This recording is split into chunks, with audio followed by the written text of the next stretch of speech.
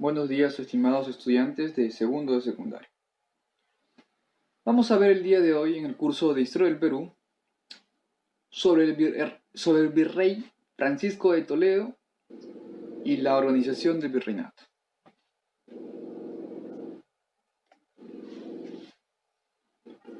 El virrey Toledo, un virrey cuestionado por algunos, un virrey elogiado por otros.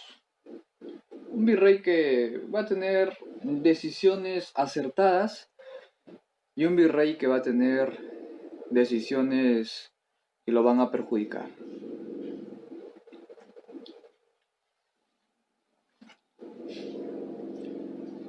¿Qué es lo que hace el virrey Toledo? Va a realizar una visita general. El objetivo de realizar una visita general al virreinato es poder recaudar toda la información posible. Como por ejemplo, conocer a la población que vive en el virreinato, varones, mujeres, ancianos, adultos, conocer cómo vive la población, si la población puede acceder a los servicios básicos. ¿Okay? Esta visita general que va a hacer Toledo, el rey Toledo, Francisco de Toledo, tiene ese objetivo, ¿ya? Le permite conocer la realidad de lo que él va a gobernar, de lo que él va a administrar. Le permite conocer la sociedad, la economía y la cultura de los pueblos.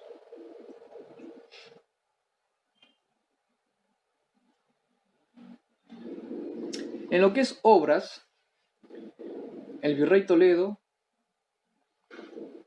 va a aplicar lo siguiente, pero lo va a aplicar en tres aspectos. En el aspecto del orden, en el aspecto militar y en el aspecto religioso y cultural. En el aspecto colonial, ¿cuáles son los cambios que aplica el virrey Toledo? Por ejemplo, en la parte del orden interno, habían grupos de rebeldes. No solo los rebeldes eran los indígenas, no. Los rebeldes en el virreinato, en los primeros años o en las primeras décadas de la creación del virreinato, eran también españoles. También habían piratas, habían corsarios.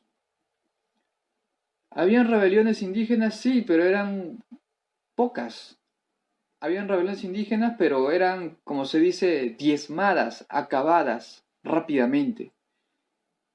Pero el gran problema aquí se volvían algunos españoles rebeldes, los piratas, los corsarios, que trataban de robar el oro que se enviaba del puerto rumbo a España.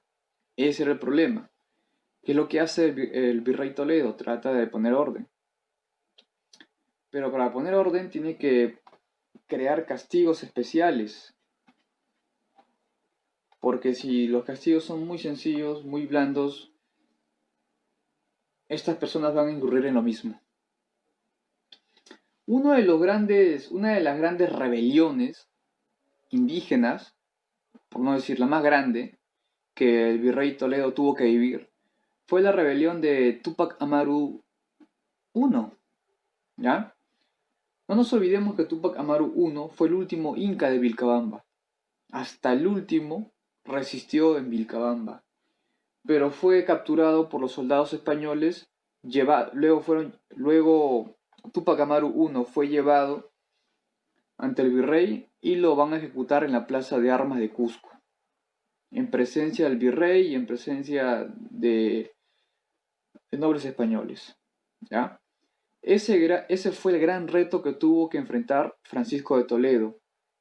Mandar a reprimir la rebelión de Túpac Amaru I, capturarlo y luego asesinarlo delante de todos, delante del pueblo, para que vean que los que están en contra del virrey y los que están en contra de la corona española van a terminar de la misma forma.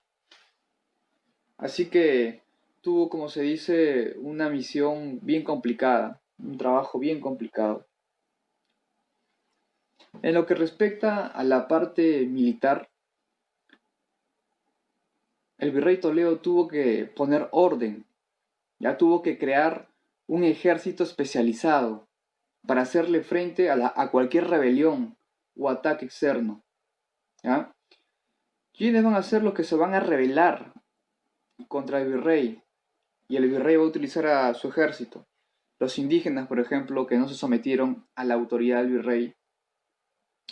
Los araucanos, que es un pueblo autóctono de Chile, también se van a levantar contra el virrey. Y los indígenas de la región amazónica, también. Por lo tanto, si es que el virrey Toledo no hubiera creado un ejército profesional especializado, se le hubiera presentado muchos problemas. Poder controlar a los rebeldes hubiera sido muy complicado. Es por eso que el ejército profesional juega un papel muy importante. Nos preguntamos, si es que no hubiera un ejército profesional, entonces ¿cómo el virrey aseguraba el control interno? Por ejemplo, habían mercenarios, habían soldados que trabajaban por temporadas o por un pago, pero lo que hace el virrey Toledo es pagarle mensualmente un salario a todos los soldados. Y los soldados a cambio tienen que estar preparados todos los días. O sea, tienen que practicar todos los días. A eso se le llama ejército profesional. Ellos son soldados. Su carrera es ser soldado. No son, como se dice, mercenarios o trabajan por momentos. No. Son soldados que están activos permanentemente, preparados para luchar. Y en la parte espiritual, en la parte cultural, ¿qué es lo que hace el virrey Toledo? Él va a fomentar que se hagan campañas evangelizadoras, ¿ya? Lo que busca Toledo es que la población indígena y que la población amazónica, las etnias amazónicas, se conviertan al catolicismo. No va a ser fácil, pero insistiendo, según el punto de vista de Toledo, sí lo va a lograr. Es por eso que va a fomentar que los sacerdotes, los misioneros se vayan a la región amazónica, un lugar de difícil acceso, y hagan campañas evangelizadoras. Por lo tanto, el virrey Toledo estaba defendiendo al 100% el catolicismo. Muchos dirán, por conveniencia, que un pueblo que tiene una religión es un pueblo manipulable. Sí, podría ser. Pero el objetivo, había doble objetivo. Uno, era que si los pueblos amazónicos indígenas se convertían al catolicismo, era muy difícil que se rebelen contra la corona de España o contra la autoridad del virrey. Eran, como se dice, fácilmente manipulables por el lado de la religión. Así que al virrey Toledo le convenía que estos pueblos se conviertan al catolicismo. Le convenía. Y en lo que respecta a lo que es cultura, a lo que es instrucción, va a comprar un terreno el virrey Toledo. Y ese terreno va a servir para construir la Universidad Nacional Mayor de San Marcos. ¿Ya?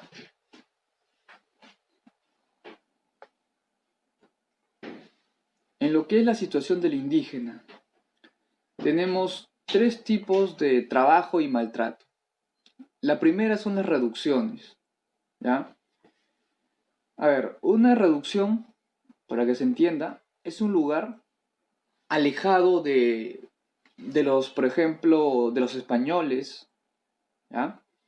Un lugar especial creado para los indígenas, como se dice, alejado del pueblo español. En estas reducciones, los indígenas van a ser obligados a trabajar, ¿ya? En esas reducciones, los sacerdotes católicos van a evangelizar, como se dice, como el pensamiento español de la época, van a civilizarlos. Y en las reducciones, los españoles van a ver qué hace y qué no hacen los indígenas. Pueden controlarlos, pueden hasta manipularlos. Y en estas reducciones, los indígenas van a tener que pagar tributos, ¿ya?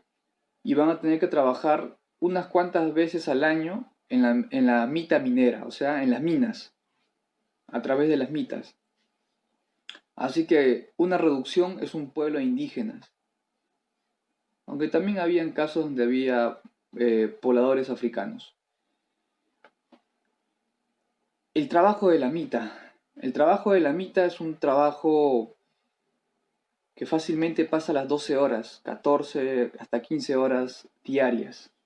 La mita es un trabajo forzado, ¿ya? No es un trabajo a voluntad. El virrey decía que todo indígena debe trabajar gratis en las minas, por ejemplo, por 2 meses, ¿ya? Tú te ibas por 2 meses o 3 meses, terminabas de trabajar y regresabas a tu pueblo, pero era obligatorio. Y los indígenas que no querían trabajar en la mita tenían dos opciones, rebelarse o pagar. Si pagabas, el virrey te podía eximir de ese trabajo forzado. Sí te pagaban, pero lo que te pagaban prácticamente no te servía para casi nada. Así que prácticamente el trabajo de la mita era un trabajo casi esclavizado. ¿Quiénes iban a la mita? No iban las mujeres, solo iban varones, de 18 a 50 años. Ese era el rango de edades. Sobre todo la mita se basa en dos tipos de trabajo. La mita minera y la mita obrajera. O sea, trabajabas en las minas o trabajabas construyendo caminos, ¿ya? O trabajabas, no sé, arreglando una ruta que esté malograda o construyendo. No solo caminos, sino construyendo en general. Esta mita, como se dice, le fue de gran ayuda para los españoles, ya que los españoles no iban a trabajar, pues.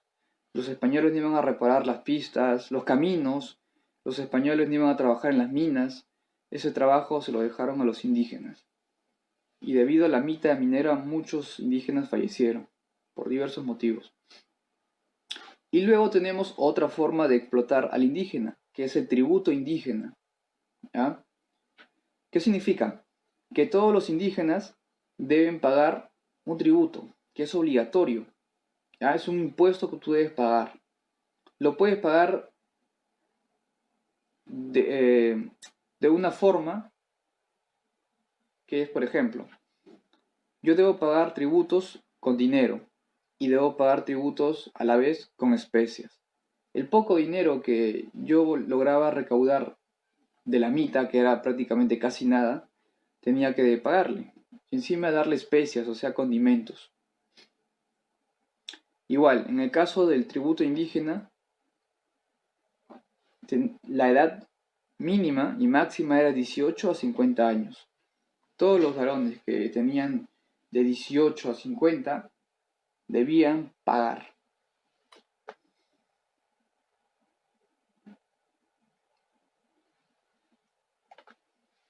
No son las únicas formas de explotar al indígena, también hay otras formas. Por ejemplo, tenemos a la mita faltriquera. No todos los indígenas eran pobres o pobres extremos.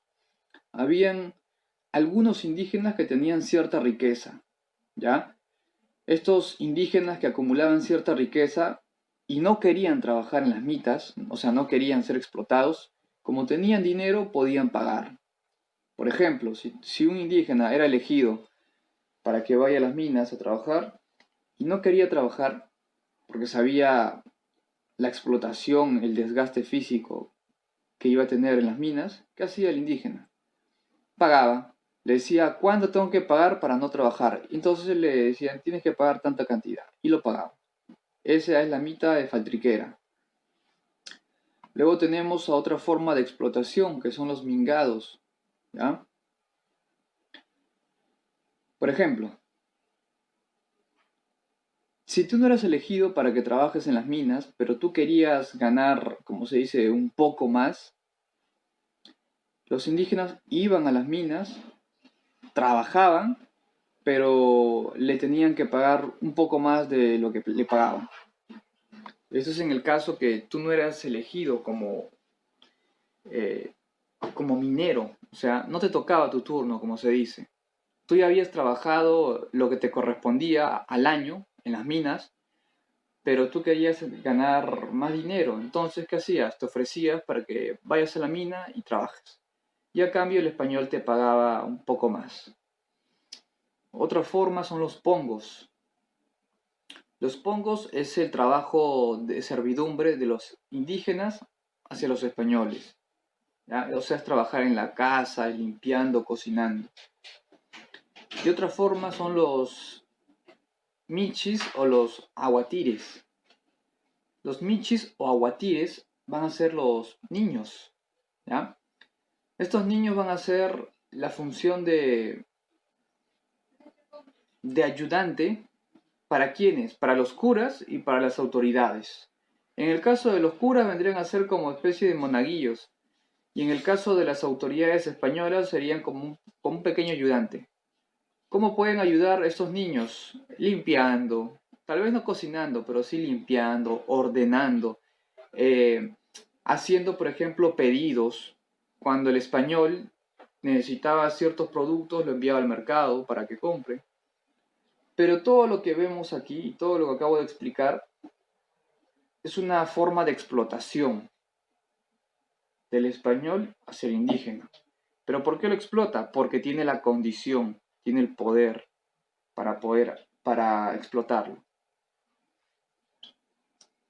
Tenemos dos más, que es el huarache y el yanaconaje.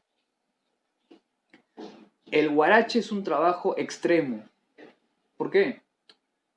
El indígena va a trabajar doble turno. ¿En dónde? En el peor lugar que se pueda trabajar, en las minas.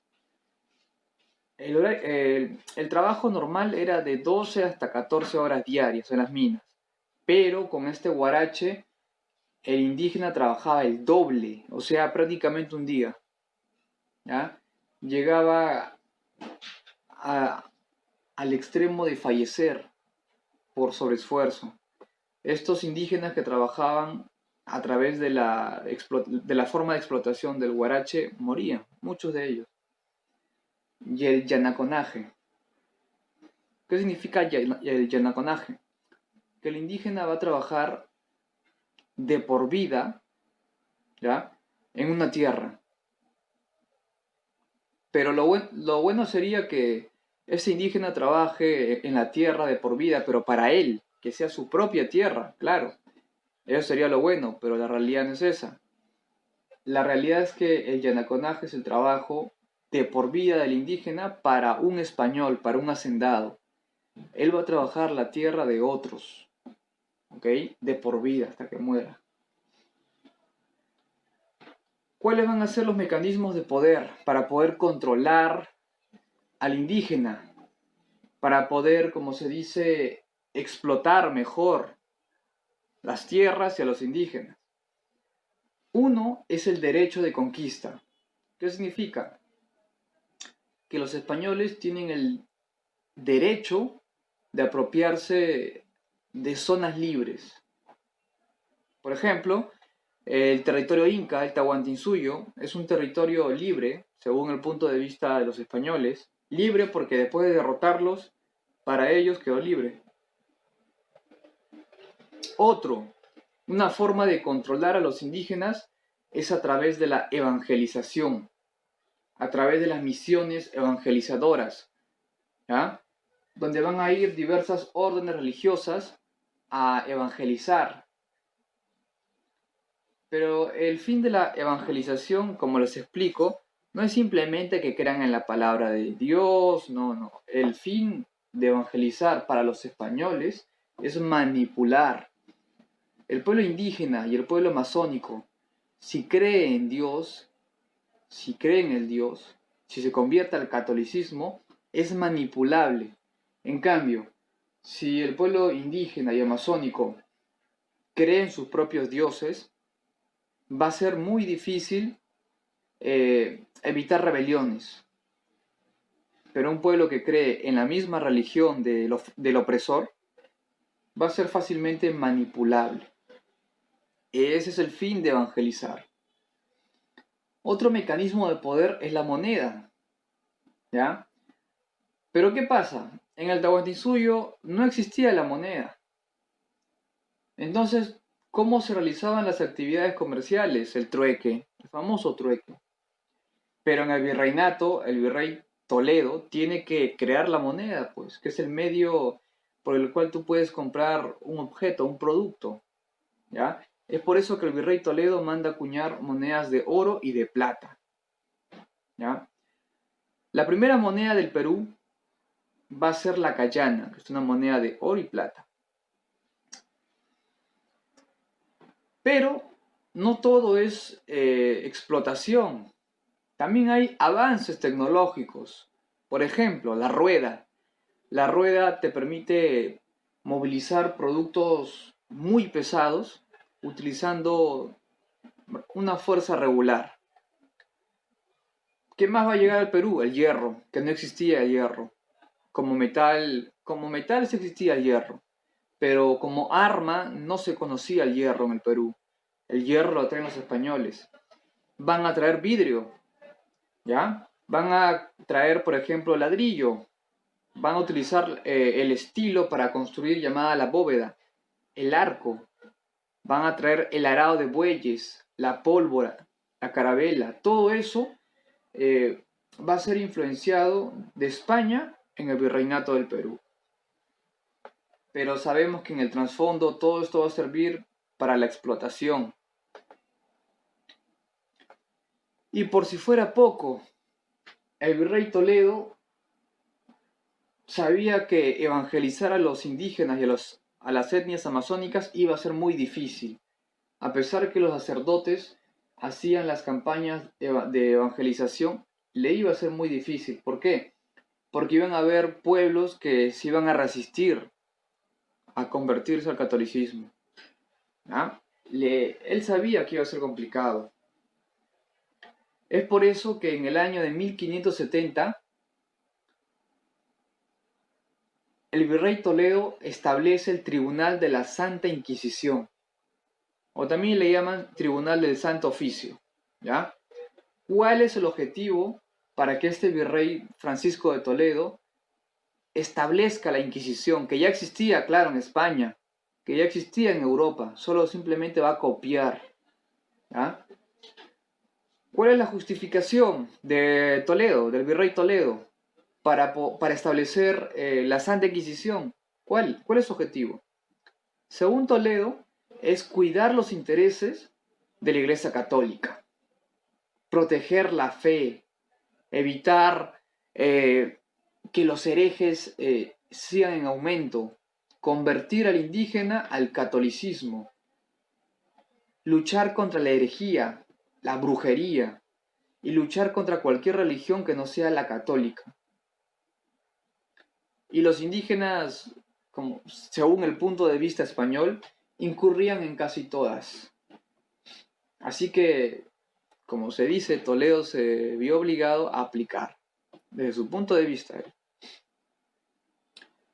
¿Cómo estaba comprendida la Inquisición? Había un fiscal, había un comisario y habían 3 inquisidores. ¿Ah? Resulta que si uno de los indígenas o poblador africano o en general era acusado y había sospechas de que practicaba brujería y que es un hereje, ¿ya? Primero se le torturaba. Se le decía que confiese su delito. O sea, que era brujo, que era hereje. Si no confesaba, lo torturaban. Esta tortura para los españoles era la purificación del alma. A través de las torturas, como por ejemplo amarrarlo, estirarlo, lanzarlo desde una altura de 2 metros hacia el piso con fuerza, eso para estos españoles era purificar el alma. A través de la tortura, el acusado va a hablar, va a decir, sí, soy culpable. Se va a culpar. ¿Qué pasaba si era declarado culpable el acusado? El tribunal del Santo Oficio le va a dar la sentencia. Le va a decir, o bien que se salva, pero va a recibir otro castigo, o bien la pena final, morir en la hoguera. Esta sentencia que el tribunal del Santo Oficio le va a dar al acusado, ahora que es culpable, se llama auto de fe. ¿Ya? Este auto de fe era realizado en la Plaza de Armas de Lima. Todos debían ver. Todos debían ver el ejemplo de lo que no deberían hacer. Como les digo, depende lo que el Tribunal del Santo Oficio haya, como se dice, acordado o sentenciado, o visto si es tan grave o no es tan grave lo que hizo el acusado. Las penas iban desde golpes, azotes, en la plaza de Lima, ¿ya? Te amarraban a unos palos y luego te golpeaban, te flagelaban. Esa pena es la más suave. Pero si el acusado, según el punto de vista de los inquisidores, incurrió en blasfemia, es hechicero, brujo y demás cosas, le aplican la pena final, que es la peor de las penas, morir quemado, morir en la hoguera. ¿Ya? Aproximadamente murieron 371 personas. ¿Ya? A ver, exactamente no se sabe una cifra oficial, porque también hubieron ejecuciones fuera de ese lugar. De las 371 personas que van a ser condenadas, que es el total, solo, según hasta donde se sabe, murieron aproximadamente 60 personas quemadas. Este registro puede ser muy bajo, pero es la cifra que se maneja. ¿Y qué ocurrió con los demás acusados o sentenciados? Le aplicaron la pena del azote o de los golpes. Pero a pesar de lo que se creía, no es que quemaron a miles de personas en el virreinato del Perú, no. Quemaron, según los datos que se tiene, a menos de 100 personas en 244 años. Pero sí castigaron a muchas personas por herejía. A diferencia de otros países que sí quemaban en grandes cantidades. Aquí la pena por hoguera fue muy baja, muy pero muy baja.